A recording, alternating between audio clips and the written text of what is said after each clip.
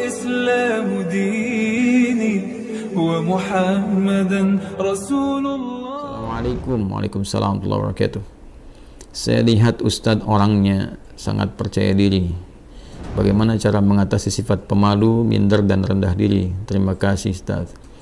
Astaghfirullahaladzim, astaghfirullahaladzim, astaghfirullahaladzim. Saya mohon ampun kepada Allah Subhanahu wa Ta'ala bila ada yang dilihat oleh orang lain berupa hal-hal yang terlihat baik dan sebagainya, tapi ternyata juga saya belum bisa memenuhi seperti apa yang terlihat.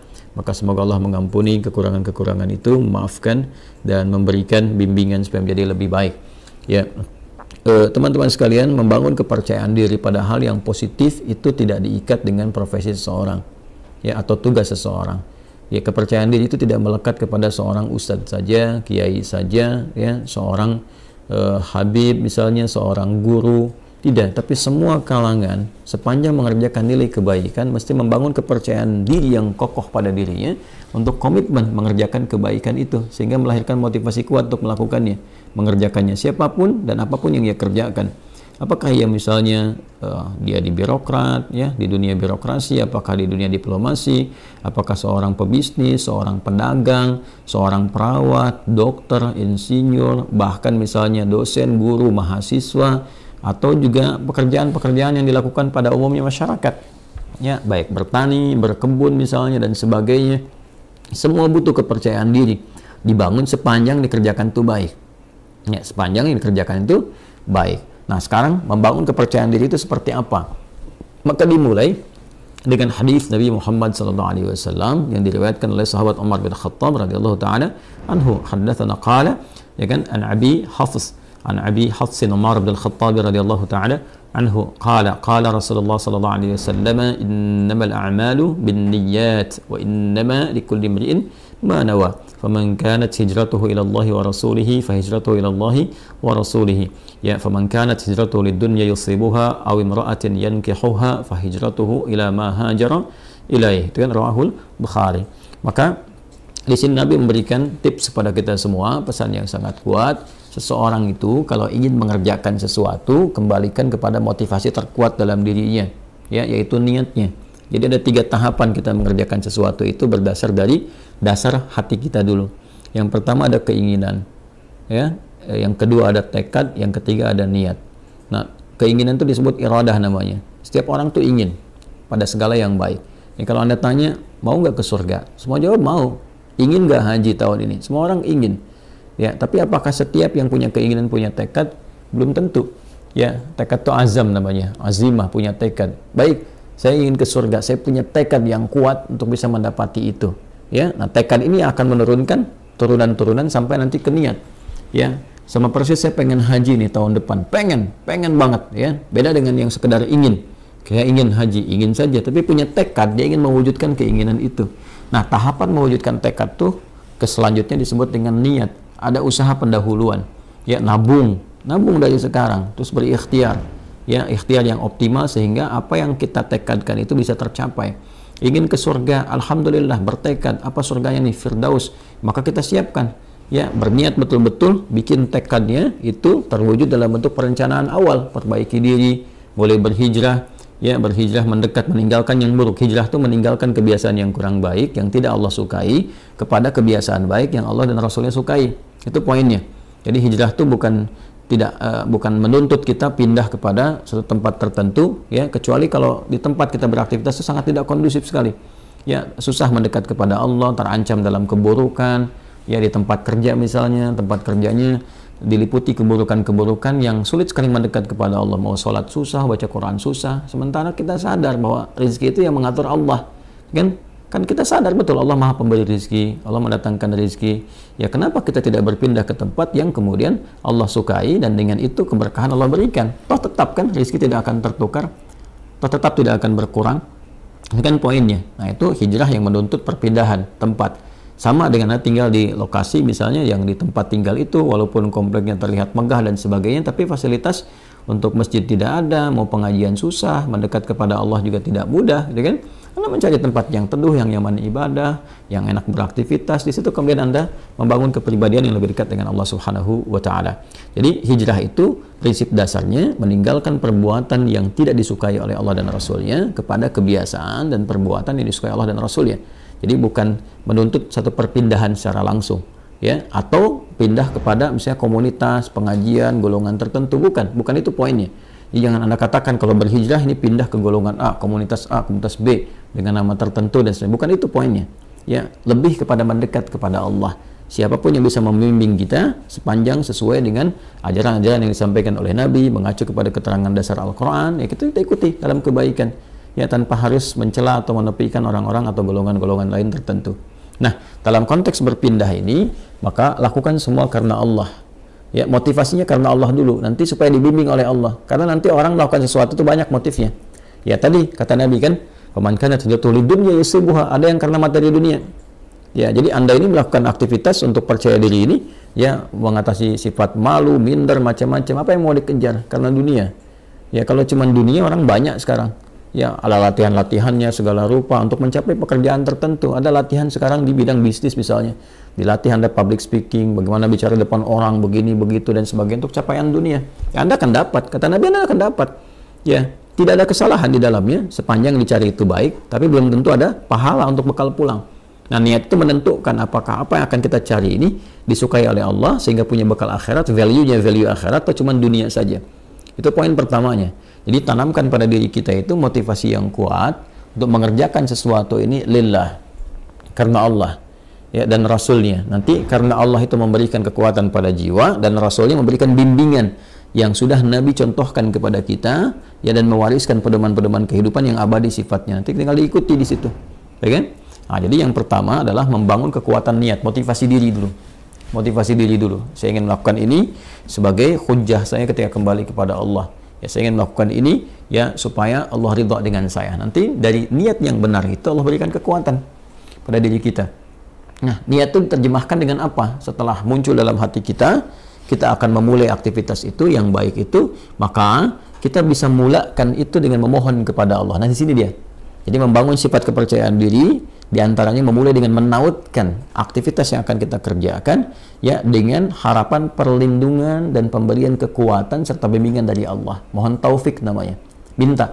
Nah, itu keadaan itu disebut dengan tawakal namanya.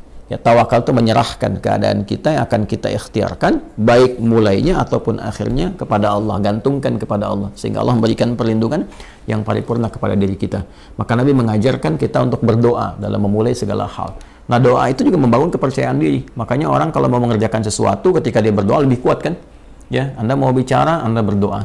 Dan diajarkan kan di Quran di surat Thaha itu bagaimana seorang Musa alaihissalam dibantu sekretarisnya Nabi Harun alaihissalam, ya, dua-duanya datang kepada Firaun untuk berdakwah, menyampaikan kebaikan, membangun kepercayaan dirinya bagaimana? Kan berdoa dulu. Ya kan? Setelah dia berniat baik, menjadikan semua urusan karena Allah, dibimbing oleh Allah tuh. Ya, bimbingannya indah sekali. Jadi bimbing oleh Allah, nanti kalau datang katakan yang baik-baik, katakan yang lembut supaya dia sadar. Ya, di Quran surat Thaha itu kan ayat 43 sampai 44, faqula lahu qawlan layyina la'allahu yatadzakkaru aw yakhsha. Katakan yang lembut, ya kan? Katakan yang halus, tutur kata yang baik, yang elok dengan retorika yang benar, ya kan? Sampaikan aja. Nah, mudah-mudahan dengan itu nanti ya, ada kelembutan pada hati dia sehingga dia merasa takut kepada Allah dan memperbaiki diri. Nanti Allah bimbing, berikan kekuatan. Makanya nanti ayat-ayat berikutnya itu memberikan kepercayaan diri yang kuat kepada Musa. Ketika tawakal itu ada, lalu dibimbing doanya, Rabbi shrahli sadri wa yassirli amri wahlul 'uqdatam bil lisani yafqahu qawli. Lalu kemudian Allah menegaskan, jangan takut Musa, ya aku akan membersamai kamu, ya kan? Nah, kamu akan dibekali begini begitu dan sebagainya. Ini isyarat Quran yang sangat dalam. Tautkan aktivitas kita kepada Allah Subhanahu wa taala, lalu bacakan doa. Kalau di sini terkait dengan bagaimana supaya tampil bisa bicara dan sebagainya, doanya juga ada sendiri. Seperti tadi diajarkan di Quran, Rabbi shrahli sadri wa yassirli amri wahlul 'uqdatam bil lisani yafqahu qawli. Nanti untuk belajar supaya pede nih, ya, jangan sampai pesimis, waduh saingannya berat nih, waduh ini bisa nggak lulus ujian. Percaya diri, yang dituntut ikhtiar kok. Nanti Allah yang mengatur Anda masuk di kampus mana, di sekolah mana yang terbaik untuk masa depan kita. Kadang-kadang harapan kita ke A, tapi kata Allah jangan ke situ, kamu ke B aja, karena kamu nanti bakatnya akan dibutuhkan di bidang ini. Bisa terjadi. harapan masuk A, tiba-tiba masuk B, dan semua kampus bisa mendapatkan bagian-bagiannya gitu ya.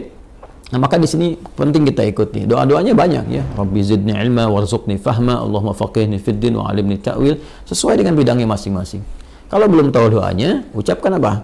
Ucapkan seperti Nabi bimbing dalam hadisnya. Ya, qala Rasulullah sallallahu alaihi wasallam, kullu amrin dhi balin la yubda'u fihi bi bismillahirrahmanirrahim fahuwa abtar. Maka mulai dengan bismillahirrahmanirrahim. Perbuatan baik itu niatkan, ya. Dalam diri kita kuatkan, ucapkan bismillahirrahmanirrahim. Anda mau kerjakan apa nih? Mau pidato? Bismillahirrahmanirrahim.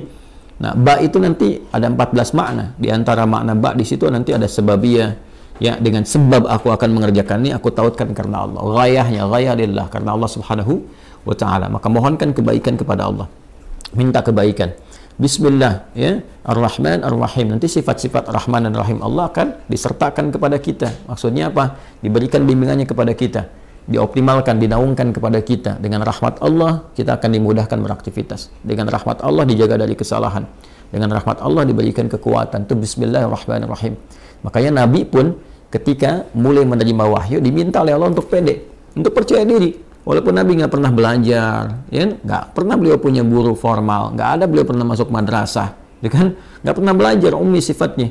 Ya, sifatnya apa? Ummi. Maka apa yang terjadi? Yang terjadi ketika menerima wahyu kan, ya kata malaikat, iqra, baca. Ma'ana biqari, saya betul-betul nggak bisa baca. Iqra, ma'ana biqari, saya betul-betul nggak bisa baca. Ya, sampai yang ketiga kan, iqra ma'ana biqari. Nabi bisa mengatakan maqara'tu. Ya, pakai bentuk kata kerja, bentuk past tense, kemudian dengan sigat ma, nafi. Ya, saya nggak bisa baca. Tapi ketika ma bertemu dengan ba, itu taukid sifatnya. Ma ana bi. Ya, ma ketemu dengan ba, itu penguat taukid. Ba-nya jadi taukid. Saya betul-betul nggak bisa baca. Maka apa yang diturunkan oleh Allah Subhanahu wa taala untuk membangun kepercayaan diri beliau? Iqra bismi rabbikal ladzi khalaq. Muhammad SAW niatkan baca itu, ya, baca untuk mengikuti bacaan yang dibimbing oleh siapa? Oleh hamba yang Allah utus, ya, dan dengan kuasa Allah yang membuat, menjadikan sesuatu aja begitu mudah. Yang mencipta kamu aja begitu mudah, yang mencipta manusia aja begitu mudah. Apalagi menjadikan kamu terbimbing untuk bisa mengikuti bacaan, lebih mudah lagi. Maka lakukan karena Allah. Allah kan kuasa atas segala hal. Anda adabnya, kalau Anda sulit melakukan sesuatu, Anda akan berusaha minta tolong kan pada yang lebih kuat. Oke? Ya, ada misalnya seorang usil pada Anda minta tolong pada yang lebih kuat, atau Anda lapor misalnya kepada yang berwenang dan sebagainya. Kenapa? Karena sifat dan fitrah manusia mencari yang lebih kuat. Siapa yang lebih kuat dibandingkan dengan Allah? Siapa yang memberikan kekuatan pada kita lebih dibandingkan apa yang Allah berikan kepada kita? Maka tautkan diri kita kepada Allah. Iqra bismi rabbikal ladzi khalaq. Nah, inilah kekuatan doa. Doa membangun kepercayaan diri. Doa membangun kekuatan. Ya, nanti setelah itu yakinkan bahwa apa yang Allah berikan kepada kita itu sempurna dan bisa melakukan apapun. Ya, sepanjang nilai itu baik. Wa 'allama Adam al-asma'a kullaha. Allah mengajarkan kepada Adam semua jenis segala hal yang bisa digunakan dalam beraktivitas di bumi ini. Ya, karena Adam itu nabi, Adam itu rasul. Nabi bukan rasul, maaf. Adam itu nabi walaupun beliau bukan rasul. Ya, karena bedanya kalau nabi diberikan risalah terbatas untuk diri dan kerabat dekatnya, ya tidak untuk umat. Adam diutus, umat belum ada, baru ada diri dan kerabat dekatnya, itu istrinya sendiri dan nanti anak keturunan awal dasarnya. Maka dipilih oleh Allah di Quran misalnya surah ke-3 Ali Imran ayat ke-33. Innallaha astafa Adam. Nanti baru ketika ada umat komunitas, nanti risalah diberikan membimbing umat menjadi rasul, yaitu Nuh alaihissalam. Makanya nanti innallaha astafa Adam wa Nuha, ya, wa ala Ibrahim wa ala Imran ala alamin. Dan ketika Allah kemudian memberikan sifat pengajaran, ada fitrah kenabian. Fitrah kenabian itu diajarkan secara langsung. Semua diajarkan, segala hal yang terkait dengan kebutuhan membangun risalah di muka bumi ini. Jadi nabi, rasul diajarkan, semua diajarkan. Nah, tapi mereka manusia. Kita manusia, kita bukan nabi, kita bukan rasul. Kita manusia, kita bukan nabi, kita bukan rasul. Maka sifatnya potensi ditanamkan pada diri kita. Jadi di dalam diri kita ini potensinya banyak sekali bakatnya. Ya, dan kita harus yakin, percaya diri, bakat apapun yang dibutuhkan untuk memberikan maslahat pada kehidupan kita di bumi ini bisa dicapai. Jadi di sini ini ada kemampuan dalam diri kita ini. Ya, untuk menjadi ahli fisika kah, kimia kah, matematika, ya dalam saat yang bersamaan ahli Quran, ahli hadis, mau bicara apapun. Coba lihat manusia tuh, lidahnya Masya Allah. Diajarin bahasa ini bisa, bahasa Inggris bisa, bahasa Arab bisa, bahasa Cina bisa. Ya, macam-macam tuh. Itu dari lidah, dari bahasa aja. Coba lihat bagaimana Allah memberikan kemampuan kepada kita dengan memori yang sangat luar biasa untuk bisa mengingat dan hafal benda-benda. Anda itu luar biasa. Coba kalau Anda mau kumpulkan benda-benda di lingkungan Anda aja, Anda bisa ingat tuh. Ya, benda-benda lingkungan kita bisa kita sebutkan 1, 2, 3. Berapa banyak memori kita, kapasitasnya. Artinya, kita ini makhluk yang sangat unik. Makhluk yang sangat istimewa. Laqad khalaqnal insana fi ahsani taqwim. Quran surah 95 ayat keempat itu. Allah bersumpah dengan 3 risalah. Risalahnya Nabi Isa alaihissalam, Nabi Musa alaihissalam, Nabi Muhammad sallallahu alaihi wasallam. Ya. Wattini wazzaitun. Dengan Nabi Isa alaihissalam, watturi sinin, Nabi Musa alaihissalam, wa hadzal baladil amin, ya Nabi Muhammad sallallahu alaihi wasallam. Laqad khalaqnal insana fi ahsani taqwim. Dan pakai lam dan qad, pakai taukid dan tahqiq untuk menunjukkan kesempurnaan secara fisik aja udah sempurna tuh penciptaan manusia. Fisiknya sempurna, akalnya sempurna, potensinya sempurna. Tinggal kita membangun kepercayaan diri bahwa dengan kesempurnaan ini kita bisa mencapai itu. Kita bisa percaya pada diri kita dan tautkan kepercayaan itu kepada Allah Subhanahu wa taala. Maka itu di antara cara yang terbaik. Kemudian setelah itu ikhtiar dan belajar secara bertahap.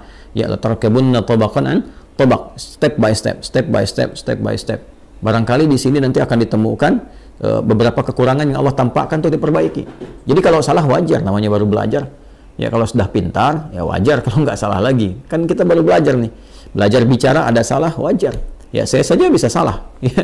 Ya dan pasti salah karena manusia kan sifatnya. Tadi barusan kan salah. Ya salah, ada slip of tongue misalnya, ketidaksengajaan atau bahkan pikiran lebih cepat duluan, lisan baru bisa mengikuti, mungkin terjadi. Ya atau memang betul-betul salah dan harus dikoreksi. Ya tidak ada yang sempurna. Karena itu disebut dengan insan, kata Ibnu Abbas radhiyallahu taala anhuma, yang dikutip kemudian oleh Ibnu Mandzur dalam kitabnya Lisanul Arab, summiyal insanu insanan minan nisyan. Ya disebutkan insan itu ya dari kata nisyan. Nisyan itu lupa. Ya, manusia itu akarnya insan seakar dengan nisyan, yaitu lupa. Li'annahu 'indama uhida ilaihi fanasiya. Karena ketika dia punya komitmen kadang dia lupa. Dia punya komitmen dengan Allah untuk menyembah, dia lupa, nggak nyembah Allah. Dia punya komitmen berbuat baik, dia lupa, nggak berbuat baik. Ya, makanya kalau ada orang berdusta, sebetulnya dia tahu dusta itu salah, cuman saat berdusta dia lupa. Ya, dia tahu korupsi itu salah, cuman saat korupsi dia lupa. Makanya lupa itu seringkali disandingkan dengan salah. Ya, nasiya itu lupa, nasitu saya lupa, nasina ya kita lupa, akhta'a itu salah, akhta'tu saya salah, akhta'na kita salah. Rabbana la tu'akhidna in nasina au akhta'na. Ya Allah mohon jangan hukum kami kalau kami pernah lupa dan dari lupa itu jadi salah. Itu di Al-Baqarah ayat 286. Jadi nasiya itu lupa, nanti turunannya insan disebutkan setidaknya 65 kali kurang lebih dalam Al-Quran. Nah, kadang repotnya makanan kita nasi. Nasi, banyak makan nasi, banyak lupa. Saya pernah waktu kuliah itu dosen kami tanya, "Ma makna kita apa artinya ini?" Kita jawab kompak, nasina ya Ustaz. Kami lupa. Maka Ustaz kami respon, akaltum nasi katsiran fanasitum. Kalian banyak makan nasi maka kalian lupa. Nah, itulah di antara langkah-langkah awal membangun kepercayaan diri, memotivasi, menguatkan niat, memohon kepada Allah bimbingan, kemudian mendekatkan diri kita kepada Allah dengan berdoa sesuai dengan objek aktivitas yang akan kita kerjakan, atau setidaknya mengucapkan Bismillahirrahmanirrahim sebelum memulai aktivitas. Setelah itu yakin pada diri kita ada potensi untuk melakukan itu, lalu belajar dari kekurangan, kesalahan. Kalaupun ada salah, jangan langsung divonis saya nggak bisa. Tidak, bukan begitu caranya. Tapi Allah menampakkan itu supaya diperbaiki dan jadi lebih baik untuk ke depan. Setelah itu nikmati hasilnya. Ya, ikuti, nikmati dan bangun tawakal hasilnya kepada Allah. Fa idza faraghta fansab wa ila rabbika farghab. Kalau sudah selesai, tata lagi dan hasilnya tujukan kepada Allah, tawakal. Bagaimana Allah memberikan yang terbaik kepada kita. Wallahu ta'ala a'lam bis-shawab. Allahu Rabbi wal Islam dini wa Muhammadan Rasulullah.